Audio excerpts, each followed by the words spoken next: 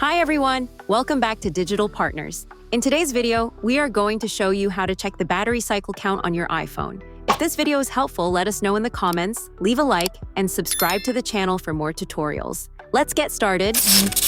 First, open the Settings app on your iPhone. Once you're inside Settings, scroll down a bit until you find the battery option and tap on it.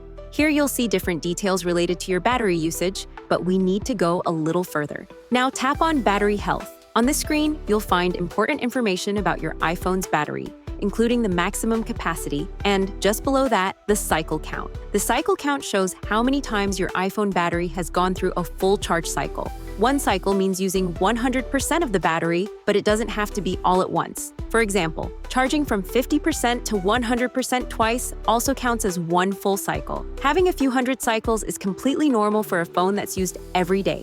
This number will continue to increase over time and simply reflects how much the battery has been used since the first day you turned on your iPhone. And that's it. Now you know how to check your iPhone battery cycle count and what it actually means. We hope this tutorial was helpful. If you have any questions, feel free to drop them in the comments. Don't forget to like, subscribe, and hit the bell so you won't miss our upcoming tutorials.